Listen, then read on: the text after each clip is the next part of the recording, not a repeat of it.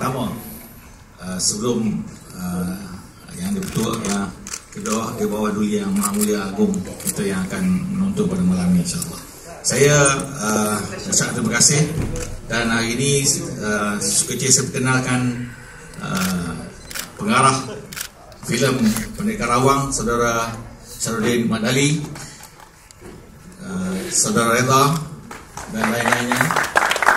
Seterusnya bangsa pelakon yang saya fikir tak perlu dikenal lagi, Saudara Fatah Amin, Fazura dan lain-lain ya. Jadi sesi ini adalah sesi untuk tuan-tuan bertanya apa-apa yang ingin ditanya. Saya tak mengambil masa, dipersilakan.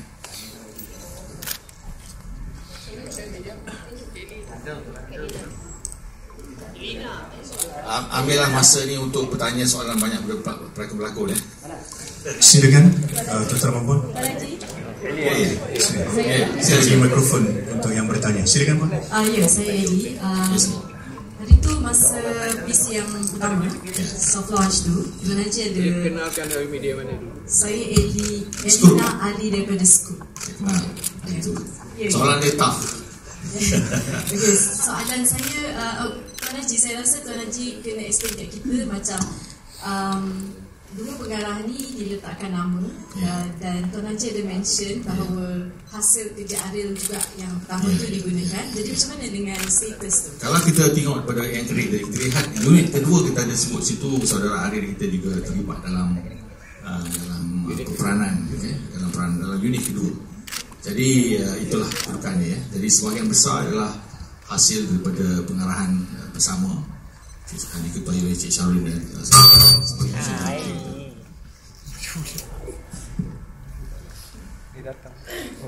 silakan, soalan yang seterusnya. Tuan Haji, Farihat daripada Berita Harian. Mungkin Tuan Haji boleh bagi pecahan berapa peratus yang diarahkan oleh dua pengarah ni, dan juga berapa peratus dan juga Tuan boleh gunakan mikrofon, minta maaf. Assalamualaikum, saya Farihat dari Berita Harian.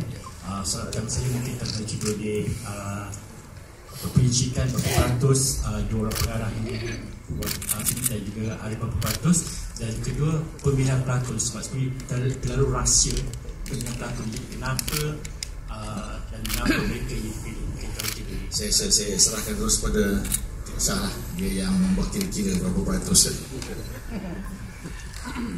Okey, Assalamualaikum. Alhamdulillah. Sebenarnya jumlah peratus ni daripada hasil kerja pengarah pertama bukan dalam sekitar 30 ke 35%, tak lebih daripada itu lah. Dan yang selebihnya adalah arahan kami berdua, Saiful Rizal dan juga saya. Juga berkenaan dengan pelakon ni sebenarnya bukan kita rahsiakan, tapi kita mengambil keputusan untuk shoot dulu, pastikan semuanya siap dengan baik, dan kemudian baru kita hebahkan. Seterusnya, silakan. Okey, Syafie daripada Astro Radio News. Kita difahamkan macam pembikinan filem ni kan daripada mulanya macam-macam masalah berlaku dari segi pengarah, dari segi pelakon, apa semua tu kan.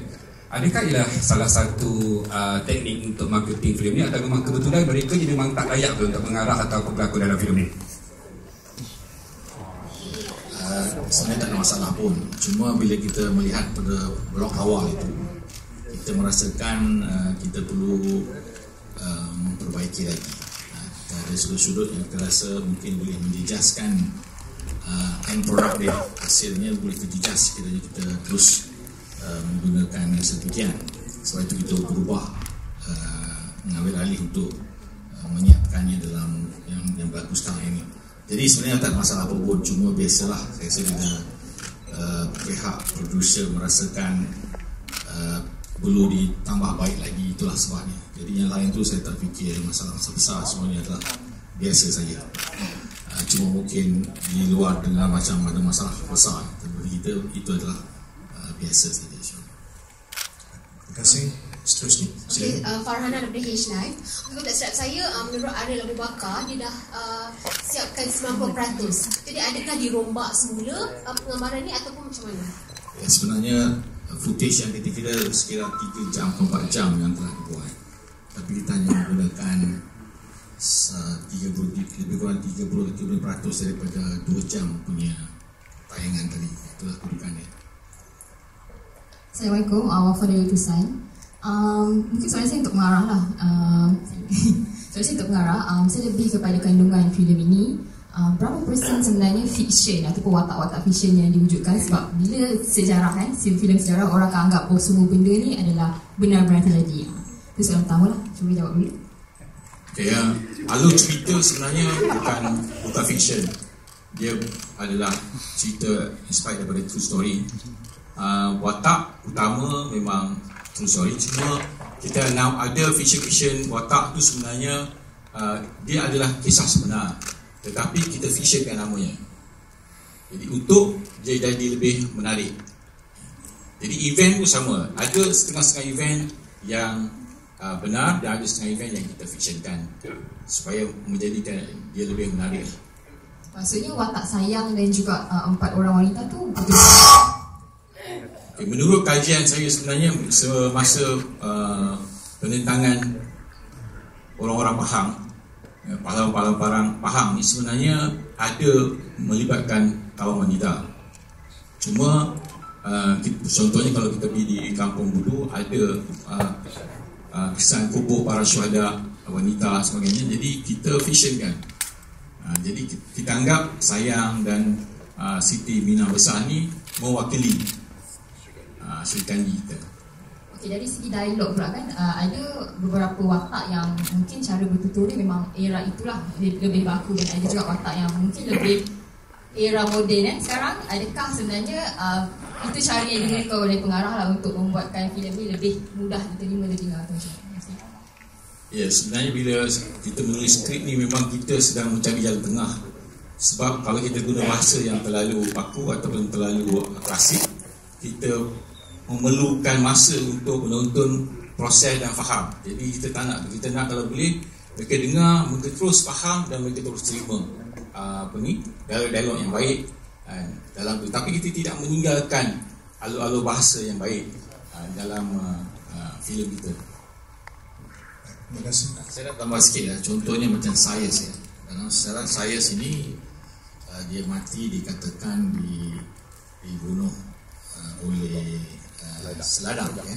Tapi dalam filem kita kena fiction dan kita kena tafsir. Bagi saya secara peribadi saya tak percayalah Sayas tu kena dibunuh oleh seladang. Agak kurang logik ya. Kita percaya dia dibunuh oleh pejuang-pejuang lah. Jadi itulah biasa dia tafsiran dan identiti kita.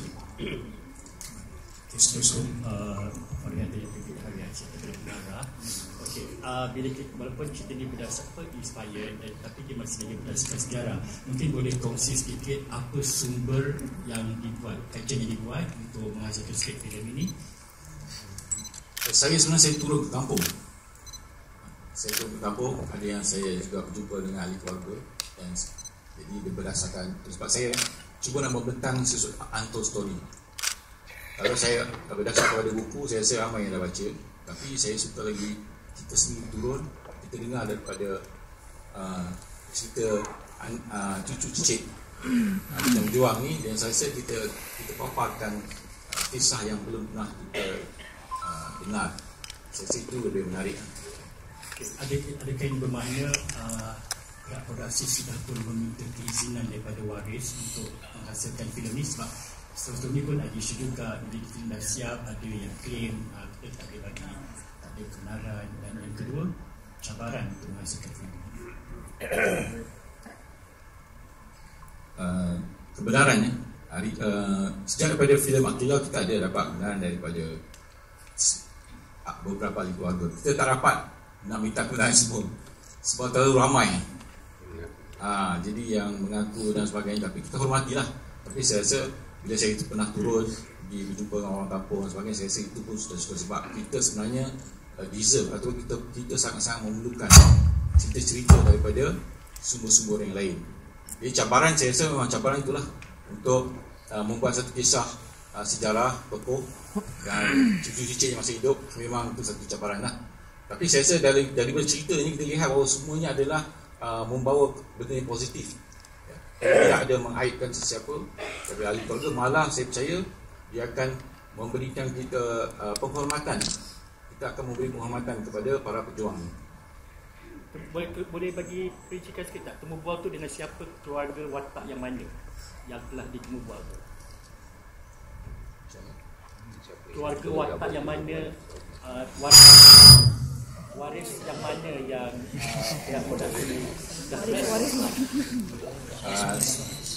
saya rasa daripada mula-mula masa Mak Kilau tu ialah kita pernah berjumpa dengan Dr. Baharin, ya. Kita bersinggung punya pergi ke kampung, kita berbual dengan beberapa orang kampung. Jadi itu cerita Merdeka Rawang. Merdeka Rawang ni adalah kita kembangkan lagi kisah dia.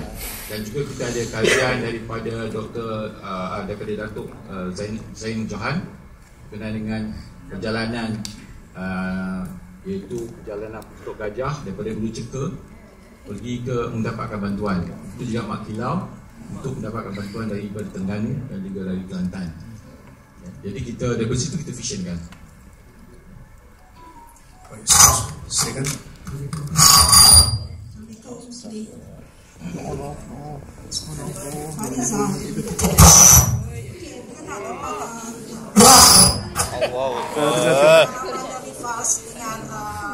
Fatah Mail kanan masing-masing dalam situ. Bagaimana you naik kuda.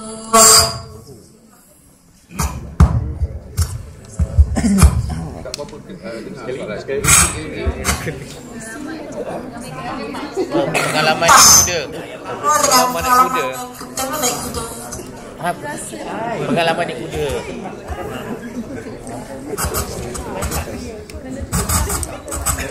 Apa mak yang tak payah? Tak payah mak. Mak ya. Boleh bungkus lah. Apa mak? Boleh. Cantik. Syahri daripada Obulan. Bawah tu tak settle.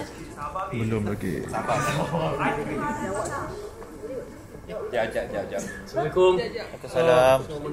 Pengalaman Pengalaman of course yang cuba kita paparkan kelainan daripada filem Mak Kilau dengan filem Merdeka Rawang ni macam soalan tadi, ada beberapa pelakon yang perlu naik kuda.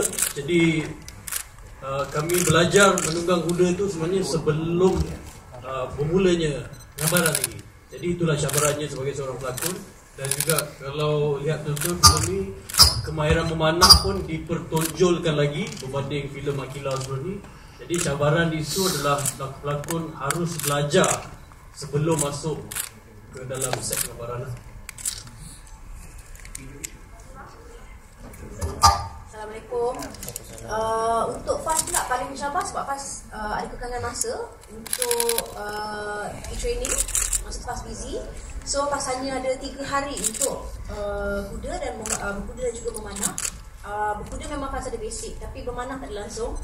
So untuk play watak sayang ni, ketua pada Sekandi, dia kenalah memanah dengan mahir. So I had only 3 days untuk training. So itu yang sangat mencabar untuk Fas lah. Thank you.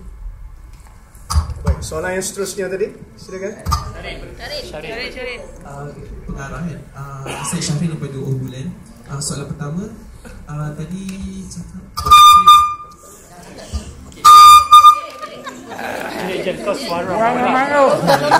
Rontak kan? Sebelum speaker ni kena rontak kan? Soalan pertama, diri buat skrip tu berdasarkan kajian kan? So berapa lama dia ambil tempoh kajian untuk siapkan skrip tu? Dan soalan kedua, mampu tak, sasaran lah, mampu tak untuk target beat dengan sebelum minimal? Alright, okay.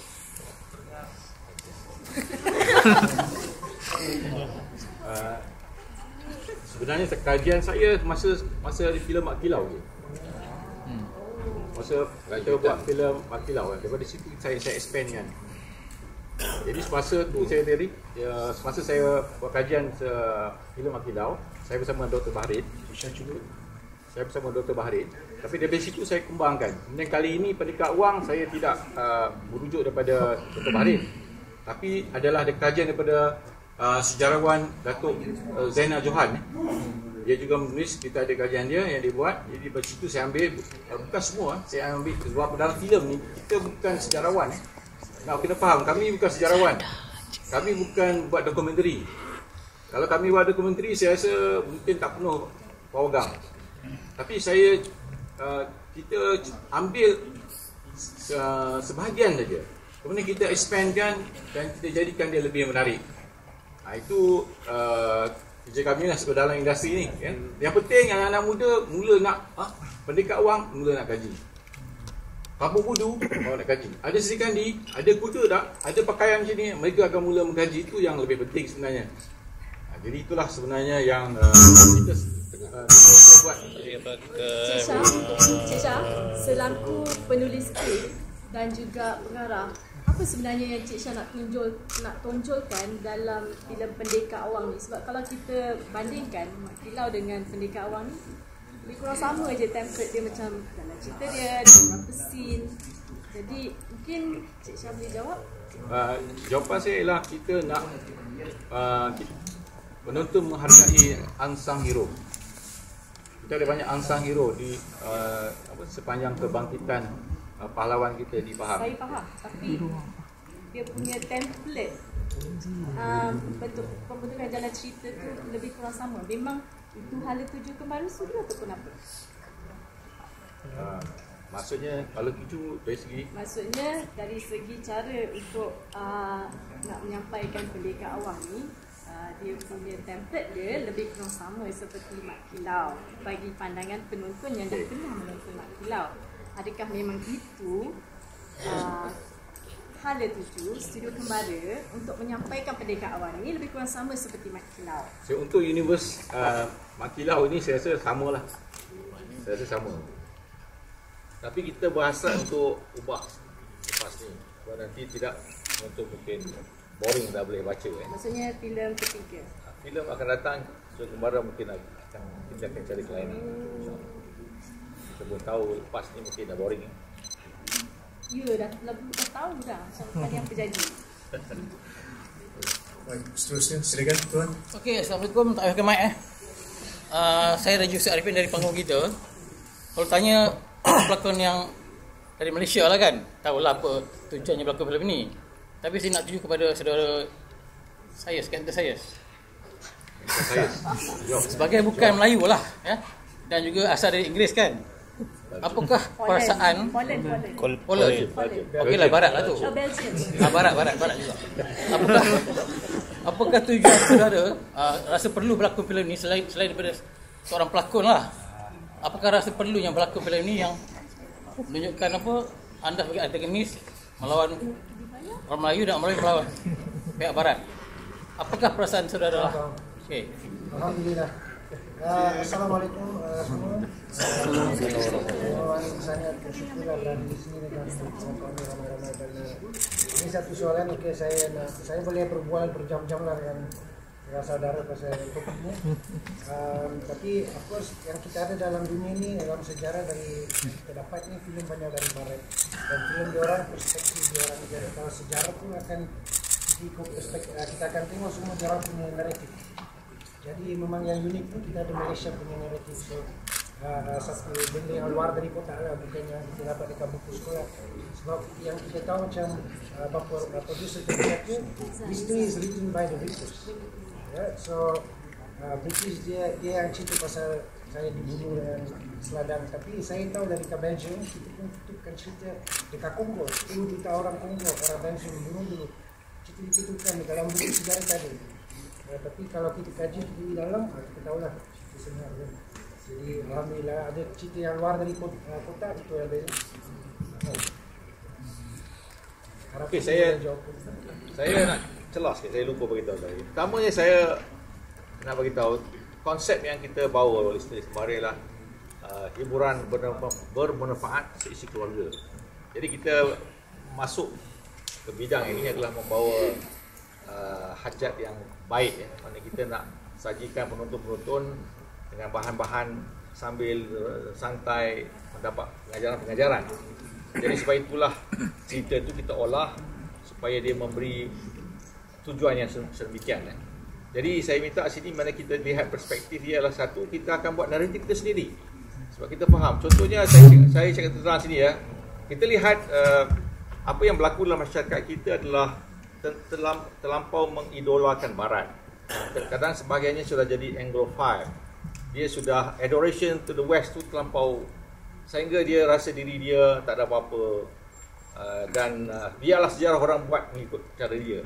Kita perlu ubah keadaan ini supaya kita jadi satu kaum, satu bangsa, satu warga negara yang ada confidence sendiri ya, ada keyakinan diri sendiri. Kalau kita tak boleh hakis adoration ni, terlampau over respect yang lain ni, saya fikir kita tak akan boleh bersaing.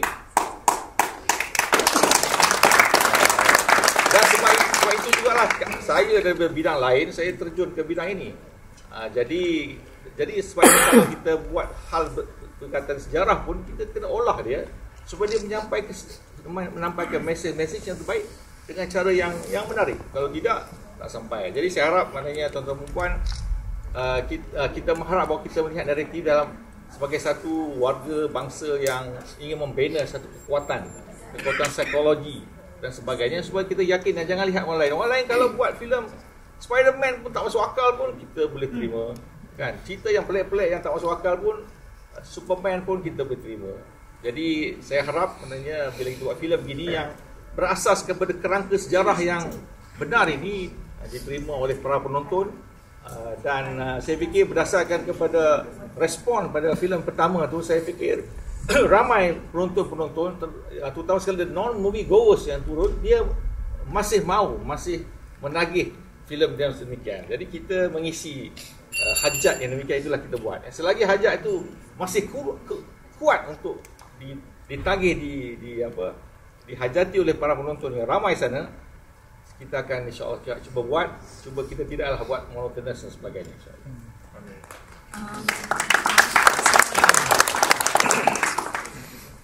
Okey, saya Ika daripada Suara Merdeka. So saya nak tanya berkenaan isu besar yang sedang viral di media sosial yang dikenakan oleh Sri Kandi pelakon perempuan yang telah menjadi perbualan oleh warganet dan netizen. Mungkin ada apa-apa untuk Tuan Penerbit atau Tuan Pengarah sendiri untuk terangkan berkenaan dengan isu ini, dan adakah fondasi Merdeka Awam sudah bersedia dengan kecaman dan kritikan di luar? Kena cerita saya pun tak dengar. Kalau dengar tak larang nak dengar macam-macam. Apa tu? Apa dia? Baju Sri Kandi tu. Oh, baju Sri Kandi.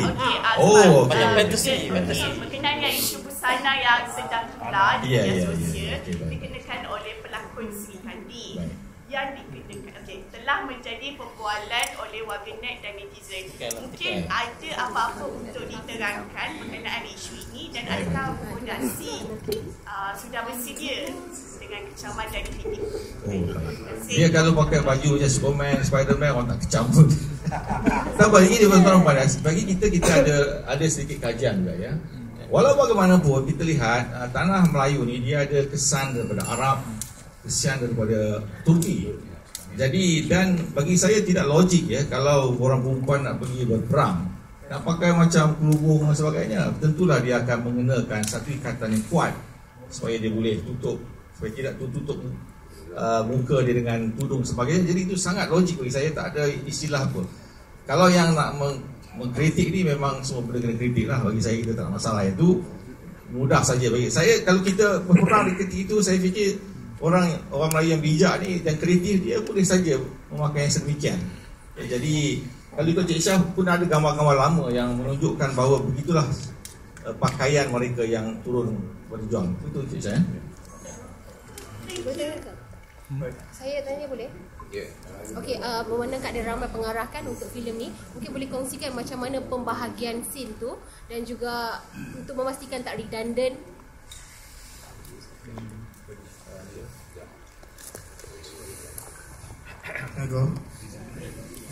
Bismillah. So benda yang berlawan, yang bergaduh, meletup itu semua saya. Saya buat kat situ. In terms of drama, on the action, drama semua, the soul, of course I refer to Cik Syah, but he knows the script, he knows the story, so everything I mesti refer to Cik Syah. And also in terms of the weapons, the fight scene, the training semua is all with me lah dengan my team. So you tengok mana yang bergaduh, arrows and meletup berlawan yang last fight tu final battle, and also so that's my part lah basically bila yang masuk. Soalan Farul, Teacher Reza boleh jelaskan kan mengambil alih tugas Arif selepas nama dia keluarkan cabaran mengambil tugas pengarah yang sebelum ini menyambungkan filem ini? To me it's very challenging lah. I don't know, to me nak cakap challenging tu banyak sangat faktor. So in terms of the look, technical, expectation orang, questions daripada media, So to me, what I can do is just do my best lah, and to deliver the best action, and then also to kasih Cik Syah punya kira studio kembara punya story to be alive in terms of the action punya sense. Reza, you diberi kebebasan tak oleh penerbit untuk macam mana you nak buat you punya corak, you punya bahagian you ataupun you orang ada campur tangan juga? Like I said, I mesti refer diorang sebab benda ni historical, and also the soul tu dari script, and also dalam segi macam perjuangan tu I need to know from that, So from that perjuangan I tumpang and I do the action, and also kira macam the beat before the going to war, benda tu lah. So to me this movie is about war, perang. So macam mana kita berjuang.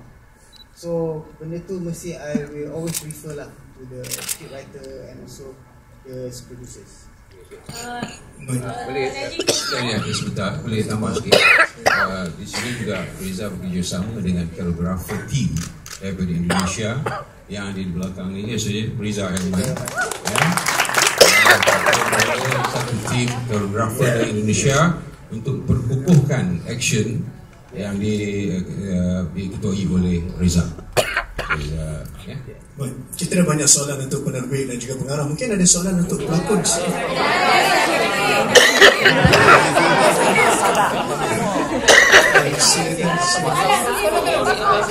Satu, kemudian dua. Tadi ada babak kata, kalau tengok ada babak mengerikan banyak kan. Ada tak scene yang tak lepas LPN? Scene yang tak lepas. Semua lepas. Ada scene yang di inilah. Baik, seterusnya tuan. Soalan untuk saya Syasha, MPG. Saya tanya untuk Fazura dan juga Tisa. Okey, Fazura sebagai seorang wanita yang bertuduh memainkan watak Sikandi Melayu yang jaranglah kita tengok dalam filem Melayu kan. So apa sebenarnya Fazura punya cabaran nak memanah and so on, nak sampaikan watak tu sampai rakyat dan macam masyarakat yang menonton dia rasa terkesan. Dan juga satu lagi untuk Tisa sebagai Indonesia. Tisa, macam mana Tisa boleh terima tawaran untuk lakon filem sejarah Melayu ni? Okey, nombor satu ialah aurat untuk yang bertudung. Sebab bila tengok bila nak bermuda tu satu hal, sebab kita nak bentuk aurat, nak jaga aurat. Dan ada babak-babak di mana Sikandi ni kena berdiri dan memanah. So satu, saya nak berterima kasih kepada pihak producer yang memang dah buat kajian tentang kostum kita, dan semuanya mempermudahkan bagi semua Sikandi untuk memainkan watak kami, untuk berperang dengan selesa dan menjaga aurat kami. Dan untuk Faz ni macam cakap tadi 3 hari je untuk memanah. So itu yang cabaran paling besar lah. Dan Alhamdulillah Faz boleh I push myself lah untuk 3 hari tu to give my best. Tisa? Assalamualaikum warahmatullahi wabarakatuh. Perkenalkan, nama saya Tisa Biani. Sebelumnya saya mau meminta maaf terlebih dahulu kalau dalam bahasa saya kurang bisa dimengerti. Tapi ini adalah film pertama saya di Malaysia. Terima kasih banyak pertama untuk Cik Syah yang sudah memberikan kesempatan untuk saya, karena sebelumnya saya sudah pernah menonton film Makilau terlebih dahulu di Indonesia, dan saya mengetahui bahwa itu adalah produksi daripada Studio Kembara, dan saya diberikan kesempatan ini dengan Cik Syah untuk bermain di film keduanya, yaitu Pendekar Awang. Saya langsung jawab yes karena saya tahu dari cerita film Pendekar Awang ini menurut saya adalah cerita yang bagus, terutama buat saya orang Indonesia, dan saya sangat menyukai film dan juga pelakon-pelakonnya yang dimana saya sudah kenal dari Indonesia. Ada Kak Fazura, ada Kak Fata Amin, ada juga teman saya dari Indonesia Kak Reza Hilman yang memang satu negara gitu, jadi saya langsung terima tawaran ini. Tuan Haji, mungkin boleh kongsikan berapa kos filem ni dan juga sasaran kos filem dan sasaran. Kos ni dah sampai hari ni di 15 juta sebab banyak sangat agak pembaziran kita pun tengah belajar sasaran kali ni kita tak letak amount lah, kita letak tontonan. Saya harap paling kurang ada 4 juta penonton akan menonton filem ini insyaAllah, dengan existing fan Mak Kilau dan juga dengan kekuatan kas kita yang besar-besar nama ni, kita harap mereka akan mengalu-alukan follow mereka, penat tegar mereka untuk menonton ini insyaAllah. Mungkin ada kejutan yang sama ataupun itu Allah nanti rezeki lah. Bagi saya ialah kita sangat gembira untuk membuat filem ini kerana kita fikir mesej-mesej yang kita sampai itu sangat diperlukan kita kini. Assalamualaikum. Saya Rafsar Blogger. Saya nak tanya, boleh tak explain tentang term darah indera gajah tu, dan juga kepada saya nak tahu tentang scene kan banyak scene lawan-lawan. Ada tak, banyak tak scene yang pakai stuntman ke kebanyakannya artis berlakon buat sendiri? Sejauh yang soalan pertama, indera gajah, darah indera gajah sebenarnya ialah kisah tu sendiri ialah kalau kita tengok dari awal ialah mereka nak memastikan Tok Gajah dapat selamat sampai ke Terengganu. Itu je sebenarnya alur cerita dia. Jadi untuk memastikan itu, maka para pejuang orang Melayu ni terpaksa berkorban, sehingga sama ada korban tenaga, darah dan sebagainya untuk memastikan Tok Gajah sama. Sebab indera gajah itu adalah gelaran khas hanya untuk Tok Gajah. Kemudian dari segi lakonan untuk stunt sebagainya, saya apa dia? Okay, I'm very proud dengan our pelakon. One, dia orang training Kak Reza Hilman. Dia orang endless training. Itu yang I macam very amazed lah dengan you guys lah. Okay, and of course you Reza Hilman. Okay, tak ada stand up pun, semua dia orang buat sendiri. So that's why kita dapat